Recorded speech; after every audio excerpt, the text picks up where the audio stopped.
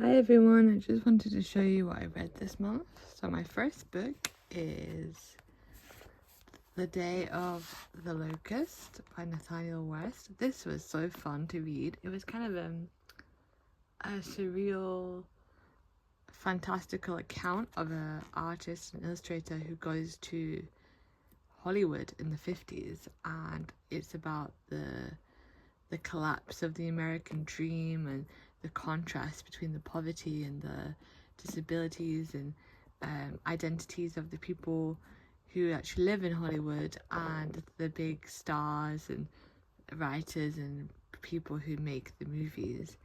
And he just did it in such a fantastic way. It was really fun to read as well.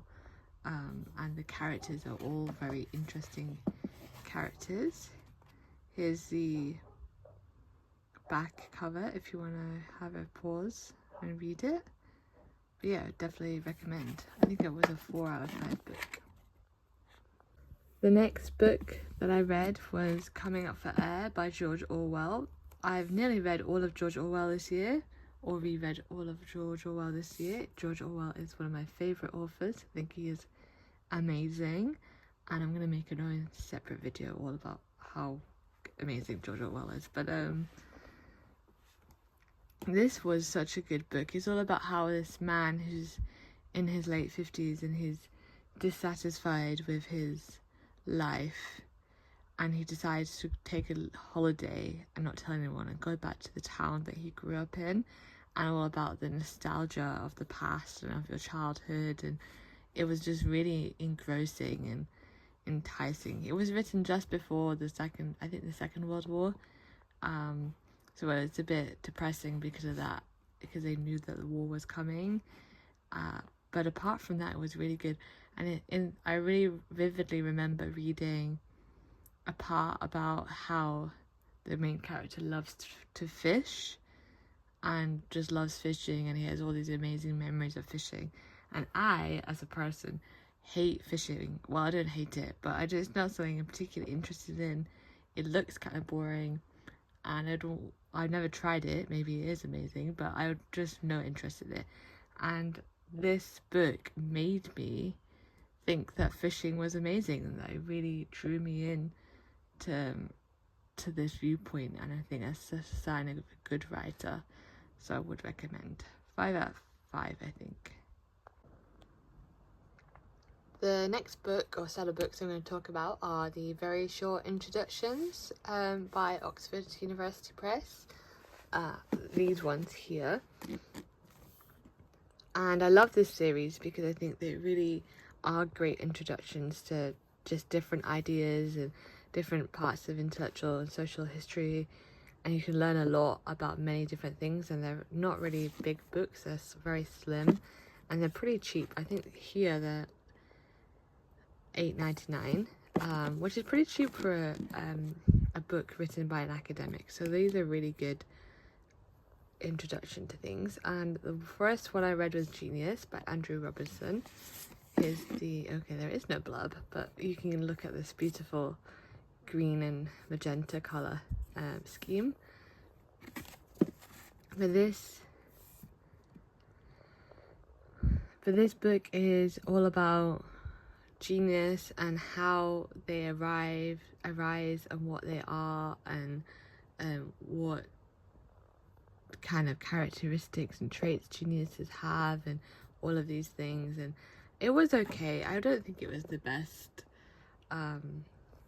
book on genius. There isn't really many genius books, so I don't think. I don't even know if it's actually studied by psychologists very much, but this was okay. I guess if you're interested in it, you'd find it useful. This is the blurb.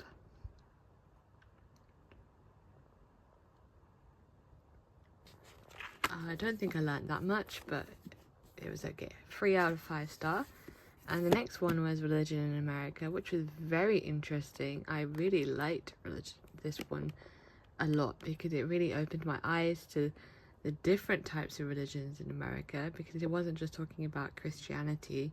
He talked about these new religious movements and cults and Buddhism, and how mass immigration from Asia and Africa had had influenced religion in America, and it was very contemporary. I think it was actually written maybe 20 years ago, or 10 years ago, but I found it quite still relevant to today's world, and it did case studies of different religions in America, and not just massive ones but very small ones where there's like 12 followers, say.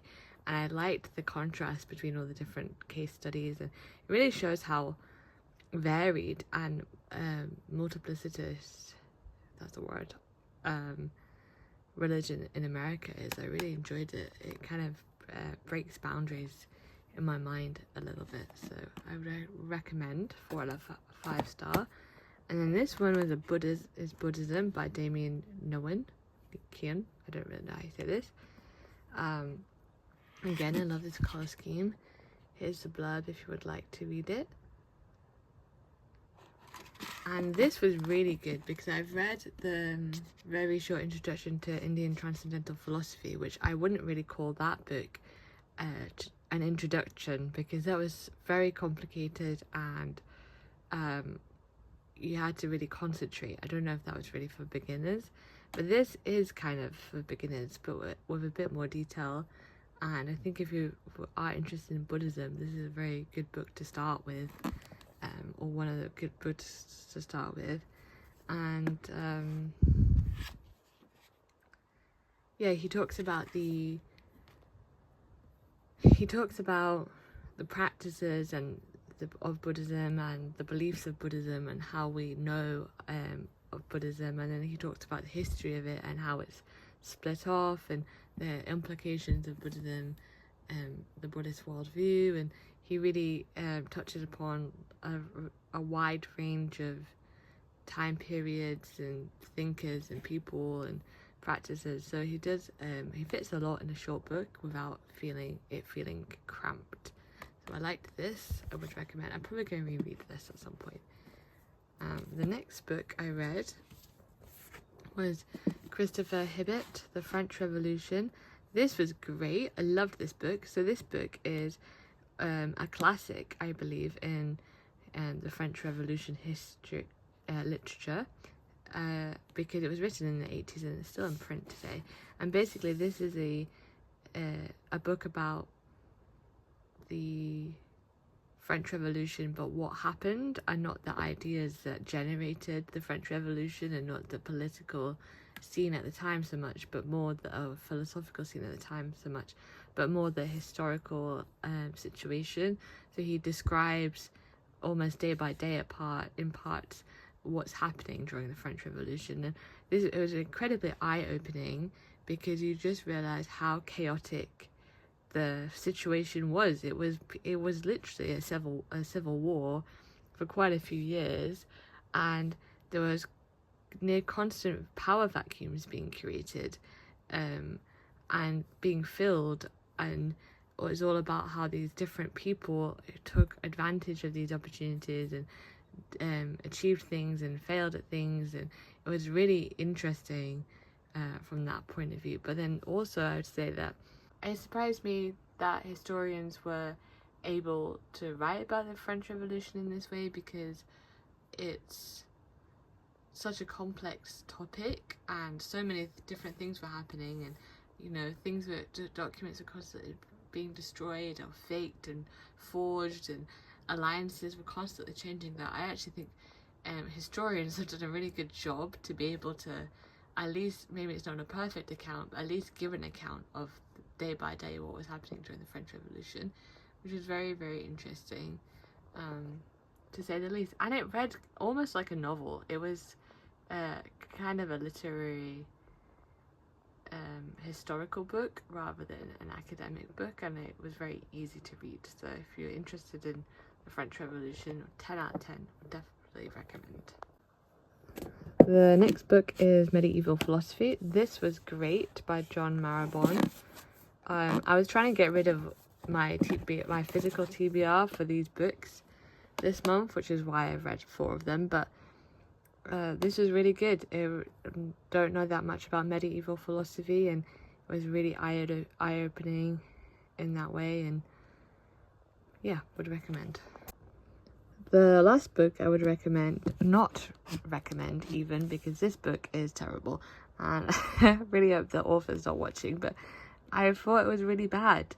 It's 2-star. I almost didn't finish it actually, because I was so bored during out the whole story.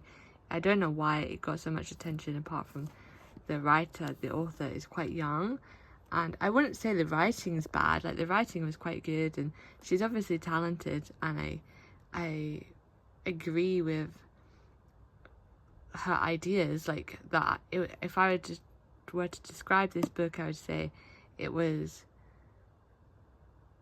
good ideas badly executed. She's writing about black people in America, and the story is that the woman, or the girl really, that she becomes a prostitute to support her family. But I found the whole situation that she was in kind of very unrealistic and not at all believable, and I think the author could have done that in a much better way, a much more realistic and desperate way, in a sense, than she did. And it just kind of went downhill from there, to be honest. I don't think this was a good book to put out into the world, and it's almost like black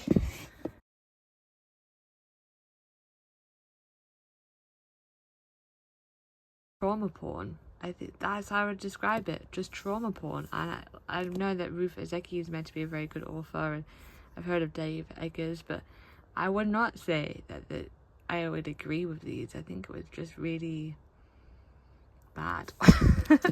But anyway, my opinion doesn't really matter, so there you go. But I'd give this like 1, maybe 2 stars out of 5. If you think that these types of books are interesting, please like and subscribe. I read everything really: poetry, history, science, literature, contemporary literature, classics, philosophy, anything. I just love to read and I love to learn. So if that kind of thing interests you, so like and subscribe. So thank you for watching my short reading wrap up, my first one. I'm sorry about the camera angle. I didn't really know where to film it, and I don't have a tripod or anything, but here you go. These are the books that I read, and happy reading. Bye.